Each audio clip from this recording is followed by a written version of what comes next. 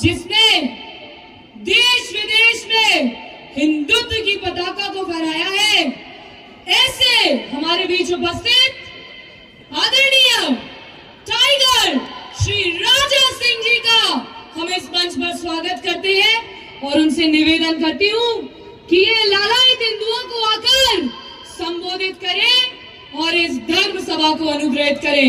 जोरदार ताली के साथ स्वागत है टाइगर श्री राजा सिंह जी का।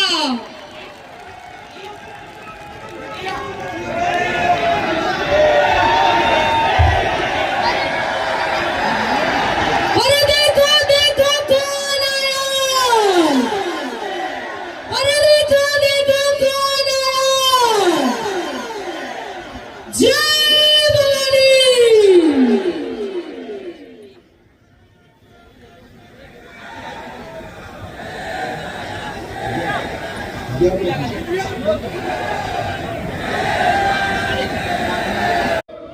एक तरफ छत्रपति शिवाजी महाराज, दूसरे तरफ हमारे संभाजी महाराज। मेरे मित्रों, भूत होना भविष्य।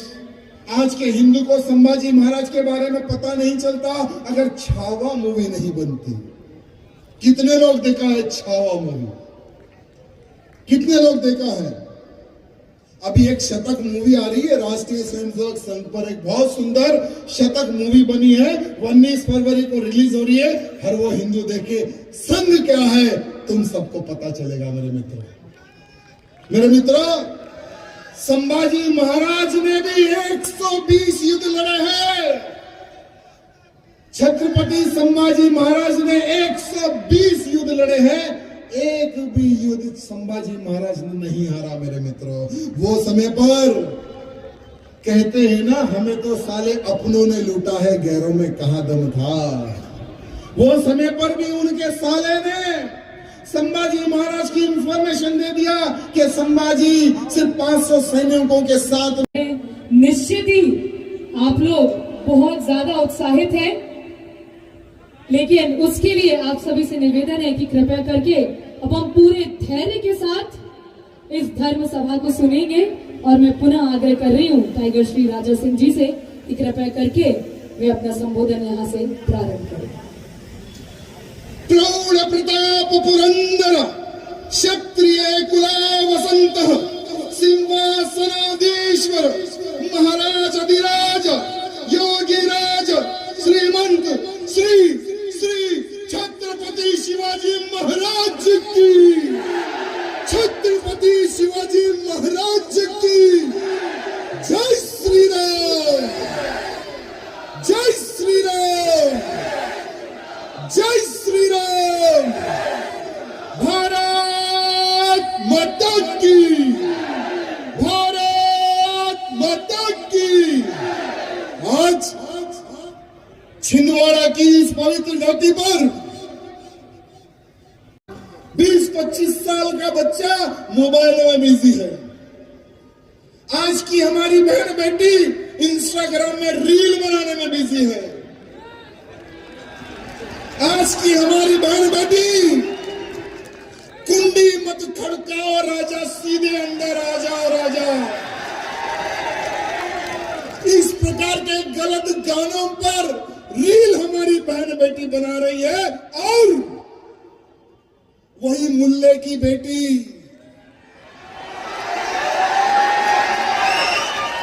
वही इन लांडों की बेटी गजवा हिंद की सोच रखकर तलवार की शिक्षा ले रही है। वही कटमुल्ले की बेटी भारत में हिंदुओं के सर्वनाश के लिए ट्रेनिंग ले रही है। कुछ ही दिन पहले उत्तर प्रदेश में एक लेडियों का ग्रुप पकड़ा गया, आतंकी ग्रुप। जब उनका फोन देखा गया, फोन पर रिसर्च किया गया, तो महिलाओं की एक बहुत बड़ी फौज बना रहे थे, जैसे आतंकियों की फौज बनती है। और एक एक महिला को यह सिखाया जा रहा है कि कैसे हिंदू को काटा जाए, कैसे हिंदू को मारा जाए, कैसे हिंदुओं की महिलाओं को जहर खिला के मारा जाए। यहाँ उन महिलाओं को सिखाया जा रहा है, वो सीख रही है कि भारत को एक इस्लामिक राष्ट्र बनाना, वो संकल्प पे वो लोग आगे बढ़ रहे हैं। और हमारी बहन इंस्टाग्राम में बिजी है, जिम जाकर जिम जिहादियों के चंगुल में हमारी बहन फंस रही है। हमारा नौजवान अपने आप के लिए सोच रहा है, आने वाले भविष्य के बारे में हमारा नौजवान नहीं सोच रहा है। आने वाला भविष्य बोलूं, जियो तो छत्रपति शिवाजी महाराज जैसा, मेरी इच्छा है मरो तो संभाजी महाराज जैसा, मेरी इच्छा है। और पक्का हमारी भी मौत कुछ ऐसे ही होगी। लेकिन मारने वाले मुन्नो सोच कर आना मेरे नजदीक, तुम्हारा वार मुझ पर खाली ना जाए। जिस दिन सालों तुम हमला करोगे, अगर मैं बच गया तुम्हारी पुश्ते साफ कर दूंगा। एक आया था मुल्ला जब मैं नगर निगम पार्षद था, तिलक लगाकर आ गया भाई साहब मेरे ऑफिस पर, तिलक लगाकर आ गया, भाई जय श्री राम, मैं आपका बहुत बड़ा भक्त हूं। तिलक है, भगवा है, मैंने भी सोचा चलो हिंदू है, चाय पिलाकर भिजाए उसको। 4 दिन के बाद में कर्नाटक में एक आतंकी पकड़ा गया, उस आतंकी को ठोका गया तो ये आतंकी को भी पकड़ा गया। सिर्फ मेरे ऑफिस से आधा किलोमीटर दूर ही उसका घर था, पकड़ा गया। क्या किसका प्लान था? नहीं, वो राजा सिंह को उड़ाने का हमारा प्लान था। 2 आतंकी जब मैं नगर निगम पार्षद था तब पकड़े गए। कंटिन्यू तब से अभी तक मैं उनका जीजा हूं ना, तो बहुत प्यार करता हूं, मुझ पर बहुत प्यार मेरे सालों का रहता है। जैसे ओल्ड सिटी में मेरे 2 बड़े साले, पता है आपको, एक असदुद्दीन ओवैसी, दूसरा फखरुद्दीन ओवैसी। एक तो हमारे डायनामिक मुख्यमंत्री मध्य प्रदेश के मोहन भैया जी को, और दूसरा हमारे देश के रक्षक प्रधानमंत्री जी को। मंत्री जी, मुख्यमंत्री जी, प्रधानमंत्री जी, हिंदुओं की मांग है जनसंख्या नियंत्रण कानून बना दो, जनसंख्या नियंत्रण कानून बना दो। एनआरसी सीएए तो लाया है, अभी तक भी बांग्लादेशी हमारे भारत में चुपकर बैठे हैं, पाकिस्तानी हमारे भारत में चुपके बैठे हैं। लात मार के बाहर भगा दो, नहीं तो हमें फ्रीडम दे दो। No FIR, no case. मेरा एक बजरंगी 10-10 बांग्लादेशियों के सर काटेगा, लेकिन डिमांड है नो एफआईआर, नो केस। अरे आज नहीं तो कल मेरा अगर राज आएगा ना, आज नहीं तो कल मेरा राज पता नहीं कहां आएगा। 50,000 रुपए इनाम लगाऊंगा एक सर के। आतंकियों का सर लाने वाले को 50,000 रुपए इनाम वो मैं लगाऊंगा, क्योंकि मेरे देश में आतंकी एक भी जिंदा नहीं रहना चाहिए। मेरे देश का दुश्मन यानी मेरा दुश्मन, मेरे मित्रों, ये काम हम करेंगे मेरे मित्रों। हाँ? अरे दूंगा मैं, अरे दूंगा मैं पक्का। सुनो, मेरा जो बजरंगी है ना वो गरीब है, तो मैं उसको धन भी दूंगा, मैं उसको मन भी दूंगा, मैं उसको तन भी दूंगा, और मैं उसको ताकत भी दूंगा। हाँ, सब दे देंगे मेरे मित्रों। छत्रपति शिवाजी महाराज। कितने लोग हैं कि मुझे कराटे आता है, मुझे बॉक्सिंग आता है, बोलने वाले कितने लोग हैं? बिल्कुल 0। मेरे मित्रों, एक संकल्प ले लो, आज के बाद अपने लिए, अपने परिवार के लिए, अपने बच्चों के लिए, अपने मोहल्ले के लिए, अपने धर्म के लिए, अपने राज्य के लिए, अपने देश के लिए शस्त्र विद्या सीखो। आने वाला समय युद्ध का है। अरे पीएफआई जैसे संगठन बनाए जा रहे हैं। पीएफआई का एक कार्यकर्ता पता है कितने हिंदुओं का मर्डर किया है केरला में, कर्नाटक में। अरे हमारे बजरंग दल के कार्यकर्ताओं को मारा है, किसी को गोली से मारा है, किसी को कुल्हाड़ी से मारा है, तो किसी को तलवार से मारा है। बजरंगी मर रहा है, फिर भी देश धर्म के लिए कार्य कर रहा है कर्नाटक और केरला में। मेरे मित्रों तैयार हो जाओ, कल उनकी थी बारी, आने वाले समय में तुम्हारी बारी है। अरे अगर कोई भी तुम्हें मारने आए मेरे मित्रों, साला जिंदा नहीं जाना तुम्हारे हाथ से, काट डालेंगे कहते हो, लेकिन कैसे काटोगे? अरे तलवार तो कोई नहीं पकड़ लेगा, उसको चलाओगे कैसा? इसलिए कहता हूं, हमारे बजरंगी, हमारे नरेंद्र पटेल जी से निवेदन करना चाहता हूं, हमारे विश्व हिंदू परिषद के अध्यक्ष जी से निवेदन करना चाहता हूं, शस्त्र विद्या का आप लोग ट्रेनिंग स्टार्ट करो। नारियों को भी सिखाओ लड़ना, युवाओं को भी सिखाओ लड़ना। आने वाला समय युद्ध का होगा, और जब भी युद्ध होगा विजय हिंदुओं की हो, वैसा हमें युद्ध कला सीखना है मेरे मित्रों। आज हमारी भोपाल में हिंदू बहन बेटियों को लव जिहाद के नाम पर शिकार किया जा रहा है। 9 महीने में मेरे मित्रों, संभाजी महाराज ने भी 120 युद्ध लड़े हैं। छत्रपति संभाजी महाराज ने 120 युद्ध लड़े हैं, एक भी युद्ध संभाजी महाराज ने नहीं हारा मेरे मित्रों। वो समय पर कहते हैं ना, हमें तो साले अपनों ने लूटा है, गैरों में कहां दम था। वो समय पर भी उनके साले ने संभाजी महाराज की इंफॉर्मेशन दे दिया कि संभाजी सिर्फ 500 सैनिकों के साथ में इस किले में है। औरंगजेब पूरी सेना को भेजकर संभाजी महाराज को घेर लेता है, पकड़ लेता है, आगरा ले जाता है, वड़ू ले जाता है। मेरे मित्रों, मूवी में बहुत कम बताया गया। पिक्चर होता है ना, सेंसर होता है ना, सेंसर बोर्ड परमिशन नहीं देता, लेकिन 39 डेज, कितने दिन? एक कम 40 दिन तक संभाजी महाराज को हर दिन तड़पाया गया।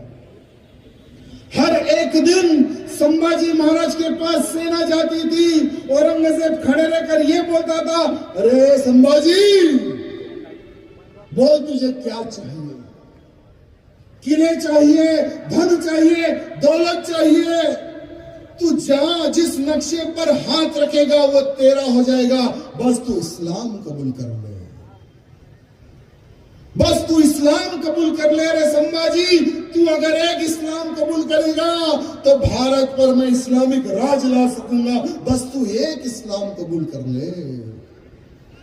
मेरे संभाजी कहते हैं, अरे औरंगजेब, छत्रपति शिवाजी महाराज का बेटा हूं, मर जाऊंगा लेकिन तेरा इस्लाम कबूल नहीं करूंगा। वो थे मेरे संभाजी।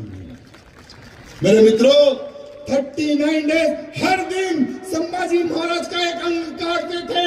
आजकल के बच्चे को हम सुई भी छिपा दो तो भाग जाता है।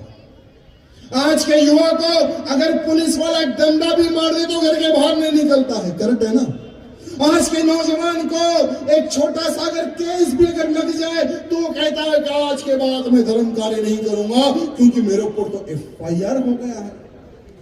मेरे मित्रों, तेलंगाना में 180 केस है।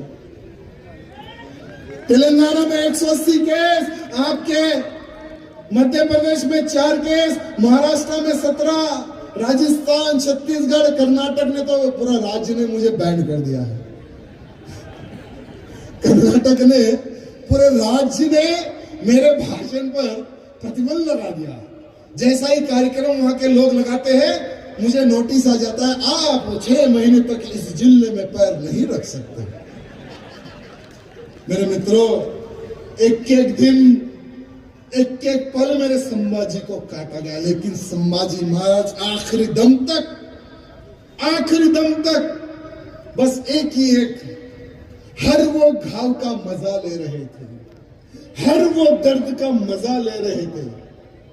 सोच रहे थे कि मेरा जो संकल्प था, मेरा जो सपना था, मेरे धर्म के लिए मरूं, आज मैं मेरे धर्म के लिए मर रहा हूं। ये सोचकर हर वो जुल्म को, हर वो दर्द को स्वीकार करने वाले हमारे संभाजी महाराज मेरे मित्रों। बोलो आने वाला भविष्य तुम्हारे बच्चों को काट दिया जाएगा। चैलेंज लिख के लगा लेना। आज से 20 साल के बाद में, 25 साल के बाद में, 30 साल के बाद में ये सभाएं नहीं होगी। आज से 30 साल के बाद में ये 20 साल के बच्चे बैठे हुए हैं, कोई 25 साल का बच्चा बैठा हुआ है, कोई 30 साल का बच्चा बैठा हुआ है। याद रख लेना, तारीख लिख लेना आज की 16 फरवरी 2026 राजा सिंह ने क्या कहा था। 20-30 साल के बाद में अरे तिलक लगाने के लिए 50 बार सोचना पड़ेगा। तिलक लगाकर रोड पर घूमोगे तो मारे जाओगे। घर के अंदर छोटा सा तिलक लगाकर घर के बाहर निकलने से पहले तिलक मेट कर तुम्हें निकलना पड़ेगा, जैसे पाकिस्तान में निकला जाता है हिंदू। जैसे पाकिस्तान में, बांग्लादेश में हिंदू बहन बेटियों को आराम से घर जाकर उठा के ले जाके बलात्कार किया जाता है, हिंदुओं को काटा जाता है बांग्लादेश में और पाकिस्तान में। क्यों? क्योंकि वहां पर हिंदुओं की संख्या घट चुकी है। बंगाल में तो हर दिन एक हिंदू को मारा जा रहा था ना, मारकर जिंदा जलाया जा रहा था ना बांग्लादेश में। कितने लोगों ने देखा है इंस्टाग्राम में शायद भी कमेंट किया होगा, फेसबुक पर कमेंट किया होगा, अरे यार मार दिए उसको, बस भूल गए होंगे। कल को मैं भी मरूंगा, हाँ ठीक है राजा सिंह जी आए थे यार, चलो रिप डाल देंगे फोन पर। ये आज के हिंदुओं की मानसिकता है मेरे मित्रों। आज गृह मंत्री अमित शाह जी ने कुछ ही दिन पहले 1951 में हिंदुओं की संख्या भारत में कितनी थी और आज कितनी है, इसका डाटा अमित शाह जी ने बताया है। कितने लोगों ने देखा है, क्या समझा है? अरे मेरे मित्रों, ये जो बड़ी बड़ी बकरे जैसी दाढ़ी रखने वाले लोग होते हैं ना, ये लोग जो प्लान करते हैं 100 साल के बाद में क्या करना है उसकी प्लानिंग ये लोग आज से स्टार्ट करते हैं मेरे मित्रों। और इन्होंने प्लान कर लिया है, इन्होंने सोच लिया है भारत में हिंदुओं का खात्मा करना है, भारत से हिंदुओं को समाप्त करना है और भारत को इस्लामिक राष्ट्र बनाना है। इन लोगों ने सोच लिया, सोचकर ये लोग कार्य प्रारंभ कर चुके हैं और आज भी हिंदू सो रहा है, जातिवाद में बट रहा है। अरे बटोगे तो 100% कटोगे,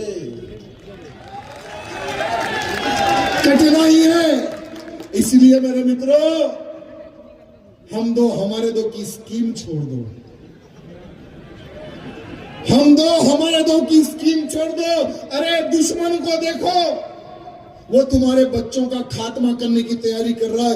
तुम सोच सकते हो कि आने वाले समय में तुम्हारा बच्चा कटने वाला है, देख सकते हो?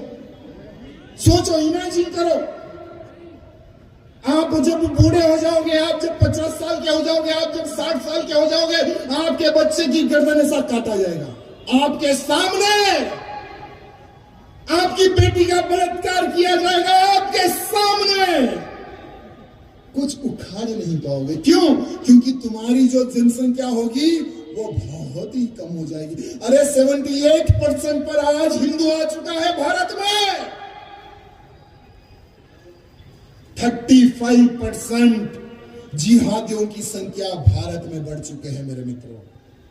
बांग्लादेश से 2 करोड़ से अधिक बांग्लादेशी कटमुल्ले, पाकिस्तानी कटमुल्ले बंगाल में अनेकों राज्यों में आकर चुपके बैठ चुके हैं। हमारे मध्य प्रदेश में आकर छुपे हुए हैं, महाराष्ट्र में आकर छुपे हुए हैं, उत्तर प्रदेश में आकर छुपे हुए हैं।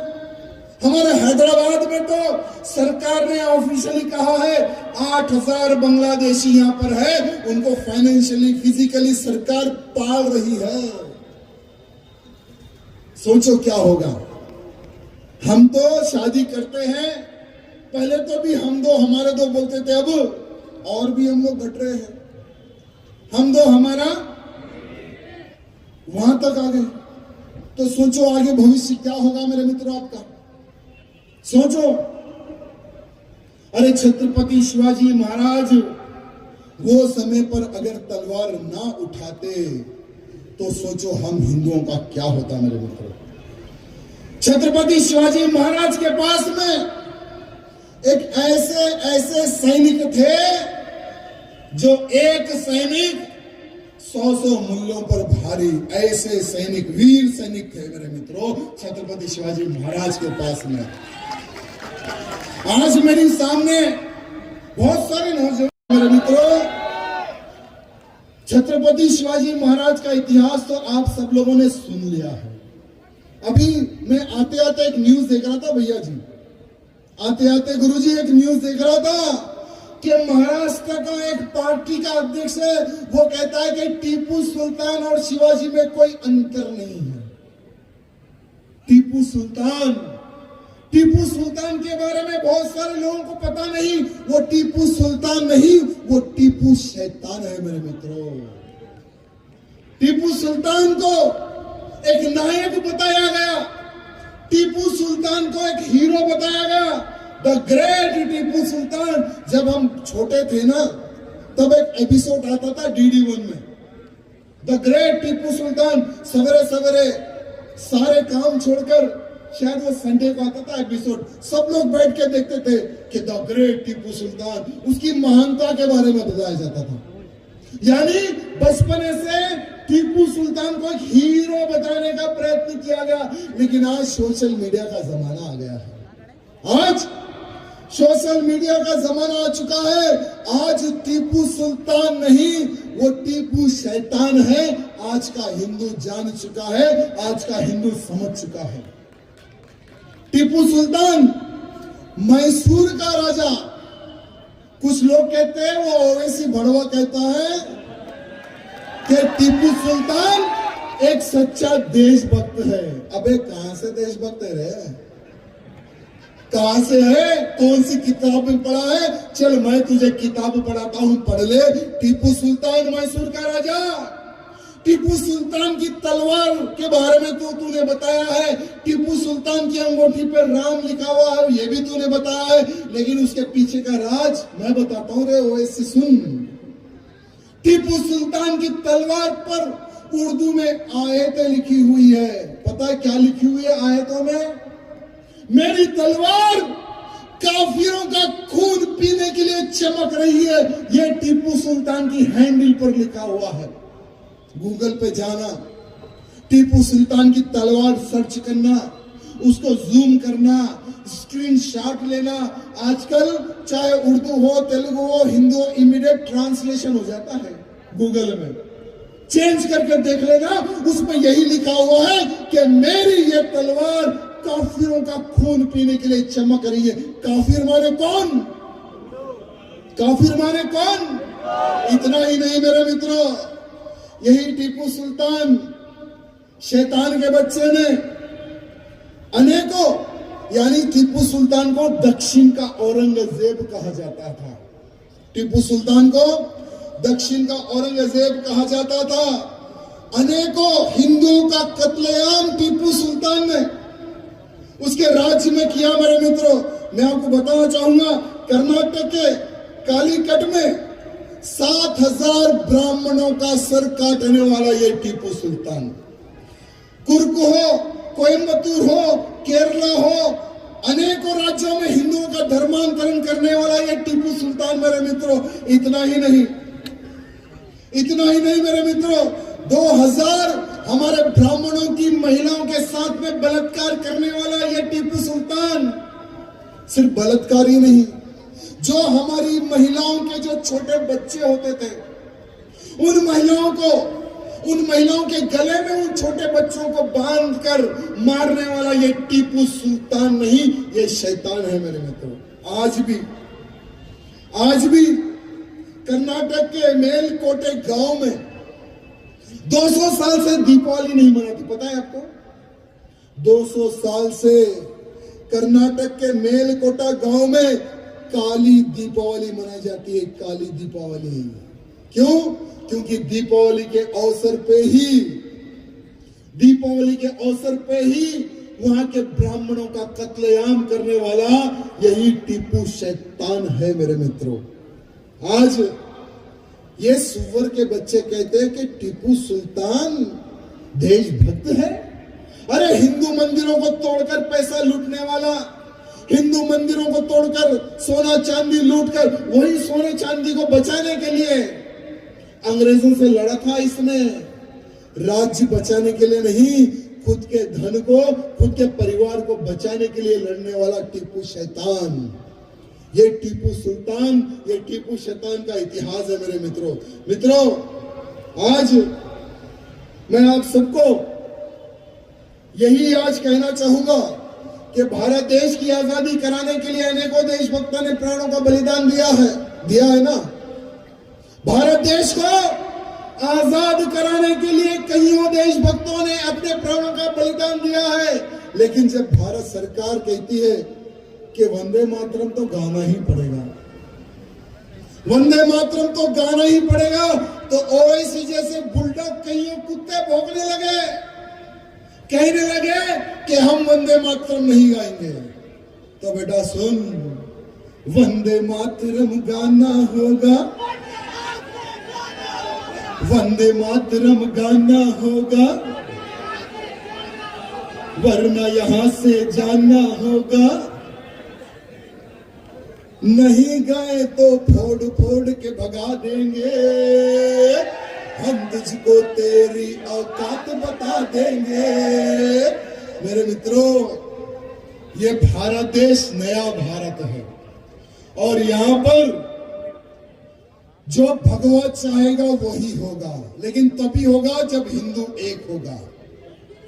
ये तभी होगा जब जाति पात छोड़कर मैं हिंदू हूं, तू हिंदू हूं, हम सब भाई भाई है, ये सोच रखोगे तभी होगा।